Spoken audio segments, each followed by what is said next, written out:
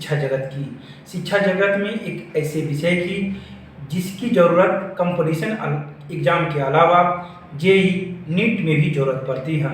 जी हाँ, मैं हूँ राकेश कुमार और आप देख रहे हैं दरभंगा पब्लिक न्यूज़। आज हम बात करेंगे एकेडमी ऑफ फिजिक्स के निदेशक इंजीनियर आरिफ खान से। उन्होंने कोरोना महामारी की दो लहरें देखी हैं, इन पर भी आप बीती हुई है, क्या कुछ हुआ है, क्या कुछ देखे हैं, बच्चों को किस प्रकार से संभाला है ऑनलाइन के माध्यम से, क्या ऑनलाइन क्लास ऑफलाइन की भरपाई कर पाएगा। पूरी बात हम इन्हीं से सुनेंगे, इन्हीं से जानेंगे। जी नमस्कार।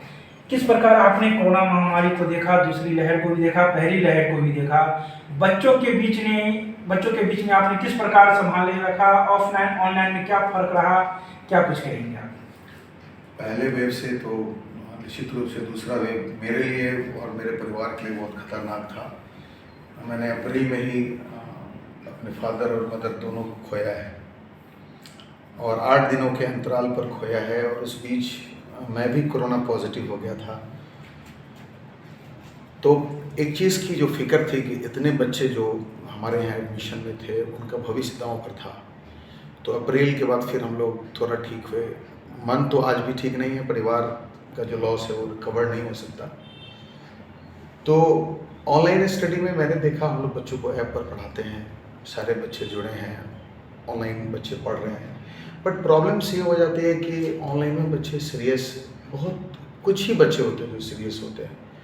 खास करके बिहार तो गांव में बसता है, तो जैसे अभी बाढ़ का माहौल है तो इलेक्ट्रिसिटी की प्रॉब्लम है, नेट पैक की प्रॉब्लम है, महंगाई बढ़ गई, नेट के पैकेज पैक बढ़ गए, कॉस्टिंग आ गई, और माली हालत गार्जियन की भी टूटी। वो इंटरनेट, अब मान लीजिए 1 घंटे का अगर फिजिक्स होता है आपका, तो लगभग अच्छा खासा, मतलब आप 1.5 GB में तीनों सब्जेक्ट नहीं पढ़ सकते।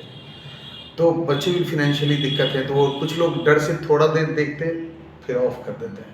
मैं बच्चों से रूबरू होता हूँ, मैं बोलता हूँ कि तुम रोज़ क्लास क्यों नहीं करते। तो एक बात तो ये होती है, बहुत सारी चीज़ें प्रैक्टिकली हैं या ऐसी चीज़ें हैं जो आप रह करके, सामने रह करके ही उसको समझा सकते हैं। आप डिजिटल बोर्ड पर जब वहाँ पे वाइट बोर्ड पे पढ़ा रहे होते हैं तो काफ़ी दिक्कतें होती हैं, कुछ चीज़ें प्रैक्टिकल अपरेटस की भी आवश्यकता होती है। तो वो अच्छा, मोबाइल के पीछे बच्चे क्या कर रहे हैं ये पता नहीं होता।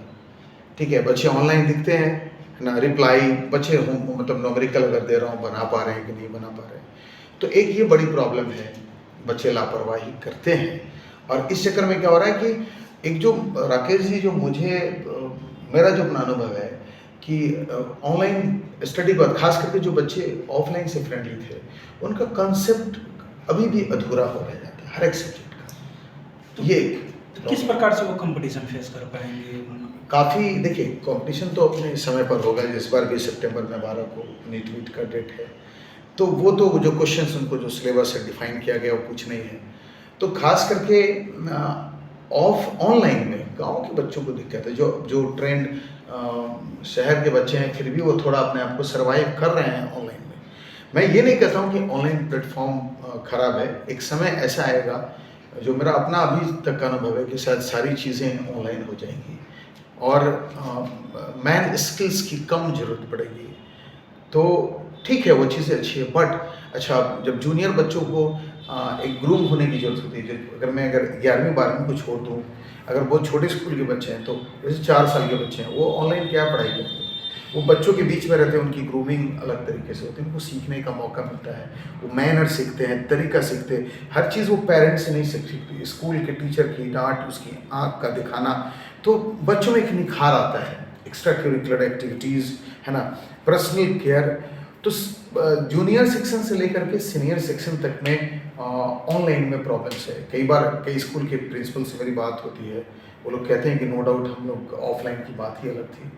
तो सरकार को मुझे लगता है कि इस पर सोचना होगा। जब सारी चीज़ें धीरे धीरे करके खुली हैं तो मुझे लगता है कि खास करके सीनियर डिपार्टमेंट में कोचिंग संस्थान के बंद होने से एक बड़ा समाज, टीचर समाज में भूखमरी की स्थिति आ गई है। जो छोटा जिनका स्टार्टअप था, आज उनके स्टार्टअप बिक चुके हैं, उनके बेंच डेस्क बिक चुके हैं, उनके एयर कंडीशंस और फैन तक बिक चुके हैं। कई कोचिंग संस्थानों के भाड़ा जो 1.5 साल 2 साल में लाखों रुपए, 4-4, 5-5 लाख रुपए हो गए हैं। टीचर वहाँ शर्म से नहीं जा रहे हैं, वो सारा सामान अपना छोड़ चुके हैं। दरभंगा शहर की मैं बात कर रहा हूँ, मैं बाहर की बात नहीं कर रहा, मैं इस टाउन की बात कर रहा हूँ। तो जो टीचर समुदाय है अपने फ्रस्ट्रेशन के सबसे बुरे दौर में है।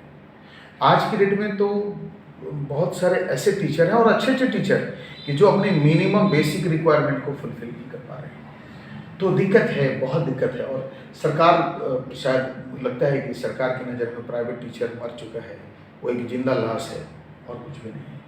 तो फिर भी तो कहीं ना कहीं सरकार से कुछ उम्मीदें होंगी। देखिए, हम लोग टैक्स पे करते हैं, सालाना टैक्स पेयर हैं, तो सरकार से हम ये नहीं कहते कि तुम मुझे रिफंड दो। अमेरिका में हर अमेरिकन को, खास करके जो बेरोजगार हैं, और इस कोरोना टाइम में 1.5 ट्रिलियन की इकोनॉमी ट्रांसफ़र की गई, हर अमेरिकन के अकाउंट में $4,500 है। और हम लोगों को क्या मिला? कुछ भी नहीं। सरकार बस खाना पूर्ति में, किसी पार्टी विशेष की बात नहीं करता। तो देखिए, जिम्मेदारियों से तो सब लोग भाग रहे हैं। सरकार को एक स्ट्रॉन्ग डिसीजन लेना चाहिए, ठीक है। मैं उनसे ये नहीं कहता कि आप हम लोगों को पैसे दो, मैं ये कहता हूँ कि आप देखो, आप एक मेडिकल बोर्ड बैठा लो कि अगर स्कूल कॉलेज खोल दिए गए, एक बेंच पे अगर 2 बच्चे बैठ रहे हैं, तो कोचिंग में भी ये चीज़ें हो सकती है। और कोचिंग तो एक प्राइवेट इंस्टीट्यूशन है, वहाँ पर ज़्यादा केयर हो सकता है, वहाँ पर ज़्यादा है। सरकारी कॉलेज में आप देखने नहीं जा रहे हैं, आप उसको रेगुलेट करने नहीं जा रहे हैं कि हाँ सही में सारे नियम के पालन हो रहे हैं कि नहीं। बट कोचिंग इंस्टीट्यूट में ये सारी सुविधाएँ हैं, सब लोग सैनिटाइजर्स हैं, मास्क हैं, प्रॉपर क्लासरूम है, क्लीनिंग है, सिक्योरिटी गार्ड है, IR थर्मोमीटर है। तो फिर कोचिंग खोलने में प्रॉब्लम्स कहाँ पे है? कोई एक कारण सरकार मुझे बताए जिसके कारण भाई 11 ठीक है, जूनियर सेक्शन को थोड़ा देर के लिए मैं मानता हूँ कि बच्चे अनकॉन्शियस हैं, सेफ नहीं हैं, लेकिन जो सीनियर बच्चे हैं, जब 11वीं 12वीं के बच्चे स्कूल और कॉलेज खोल रहे हैं, +2 स्कूल और महाविद्यालय खोल रहे हैं, तो फिर कोचिंग वही बच्चे क्यों नहीं आ सकते? वही कॉलेज जा रहे हैं, वही +2 स्कूल जा रहे हैं, और कोचिंग आएंगे तो कोरोना होगा? नहीं, मुझे नहीं लगता। अगर आप थर्ड वेव की बात करेंगे तो थर्ड वेव महाविद्यालय के साथ भी है, थर्ड वेव +2 स्कूल के साथ भी है, थर्ड वेव मार्केट के साथ भी है ना। हर जगह के लिए थर्ड वेव है, सिर्फ कोचिंग संस्थान के लिए थर्ड वेव नहीं।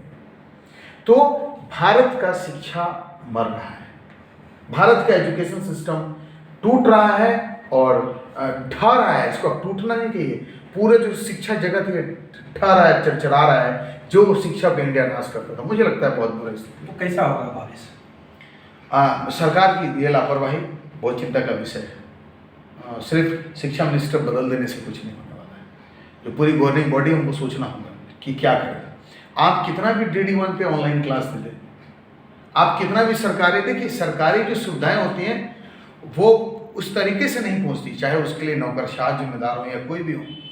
अगर आज कॉलेज में पढ़ाई होती तो बच्चे प्राइवेट कोचिंग में क्यों आते? क्वेश्चन है कि कॉलेज के जो प्रोफेसर्स हैं कहीं ना कहीं अपने स्किल्स को उन्होंने डिस्ट्रॉय करके रखा है, जिसको आप सिस्टम को आप जिम्मेदार कहते हैं। मुझे नहीं मालूम कि वो सिस्टम कौन है, बट उसी सिस्टम का एक कोचिंग संस्थान जो है एक हिस्सा है।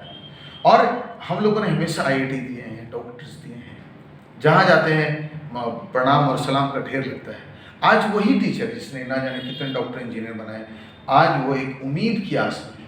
मैं मीडिया के माध्यम से प्रशासन को भी जगाना चाहता हूँ कि आप बैठे हुए हैं अपने AC चैम्बर में, हजारों टीचर हैं, सैकड़ों में नहीं हजारों, और हजारों टीचर से हजारों परिवार जुड़ा है। लाखों लोगों का भविष्य अंधकार में है सर, लाखों लोग। सिर्फ दरभंगा डिस्ट्रिक्ट नहीं, मैं पूरे बिहार की, मैं हिंदुस्तान पे अगर न बात करूं तो मैं नीतीश कुमार सर को इस माध्यम से कहना चाहता हूं, खास करके आप शिक्षाविद हैं, आप ज्ञानी व्यक्ति हैं, आपने एजुकेशन को बहुत क्लोज से देखा है, ठीक है। अगर आप इस तरह से लापरवाही के तौर पे अगर इस चीज़ को रखते हैं तो इस स्टेट का दुर्भाग्य है। जिला प्रशासन से मैं अनुरोध करूंगा कि वो रिपोर्ट करें सरकार को कि दरभंगा में अगर सारी चीज़ें खुल गई हैं तो टर्म एंड कंडीशन के साथ तुरंत कोचिंग संस्थान को खोला जाए। ऑनलाइन बुरी चीज़ नहीं है, अच्छी चीज़ है, बट ऑफलाइन का जगह लेना भी बहुत मुश्किल है। तो सरकार ने जिस प्रकार से रिजल्ट दिए हैं या जो रिजल्ट आने वाले हैं, क्या लग रहा है वो बेहतर है छात्रों के लिए? देखिए, मैं सरकार के रिजल्ट्स पे कोई कमेंट नहीं करूँगा और ना ही इस पर मेरी टिप्पणी होगी। मैं रिजल्ट्स तभी देखता हूँ जब मैं IIT के रिजल्ट्स देखता हूँ कि बिहार के कितने बच्चे वहाँ गए, उनका रैंक्स कैसा था, टेलीफोन डिजिट रैंक्स था या अच्छे रैंक करके। मैं मेडिकल का रिजल्ट देखता हूँ, मैं बिहार के 12वीं के रिजल्ट को देख करके सरकार को अगर मैं पीठ थपथपा दूँ या अपनी पीठ थपथपा दूँ तो मुझे लगता है कि ये जल्दीबाजी होगी। अंतिम संदेश क्या देना चाहेंगे बच्चे को और अभिभावक मैं पेरेंट्स को कहना चाहूँगा कि जब आपके बच्चे बाहर निकल सकते हैं, मार्केट जा सकते हैं, हर चीज़ कर सकते हैं, तो फिर कोचिंग भी आ सकते हैं। और यकीन कीजिए दरभंगा शहर में बहुत स्किल्ड क्वालिटीफुल टीचर हैं। बहुत सारे बच्चे गांव में रुके हैं, एक ही टीचर से सारे सब्जेक्ट्स पढ़ रहे हैं, तो कहीं ना कहीं शिक्षा का स्तर वहाँ पे इफेक्ट होता है। दरभंगा इंस्टीट्यूशन, दरभंगा टाउन में एक पर एक स्पेशलिस्ट आपको मिलेंगे, चाहे वो फिजिक्स हो, केमिस्ट्री हो, मैथ हो। यहाँ पे एक शिक्षा का ये साक्षात गढ़ है, ये जो दरभंगा शहर है, टाउन है ना। हम लोग के पढ़ाए हुए बच्चे गांव में जाकर के टीचर्स हैं, वो पढ़ा रहे हैं, अच्छी बात है, बट अपने बच्चों को शहर भेजिए। यहाँ का माहौल आज भी इसका कोई जवाब नहीं है, और हम लोग सरकार से हम लोगों की बातचीत चल रही है। उम्मीद है कि बहुत जल्द ही इस महीना के अंत तक कुछ शायद पॉजिटिव आए, और अगर ये नहीं आता है तो ये बिहार सरकार का दुर्भाग्य होगा कि शिक्षा को लेकर के इतना ज़्यादा मतलब भयभीत हो। ठीक है, इसको भयभीत नहीं कहेंगे आप, नौकरशाहों की मतलब एक तरह से कहेंगे कि बदमाशियाँ हैं, कि उन्होंने साफ उनको ये लगता है कि कोचिंग संस्थान करके कोई शब्द है ही नहीं। बहुत बहुत धन्यवाद। आप अभी सुन रहे थे इंजीनियर आरिफ खान से एक संदेश। दरभंगा में शिक्षा जगत अभी भी जिंदा है, ज़रूरत है बच्चों के जगने की, ज़रूरत है उनके अभिभावक को जगने की। इनका कहना है एक बार ज़रूर दरभंगा आइए और यहाँ के जो अच्छे टीचर हैं उनसे कंसल्ट करके अपने भविष्य को संभालिए। धन्यवाद।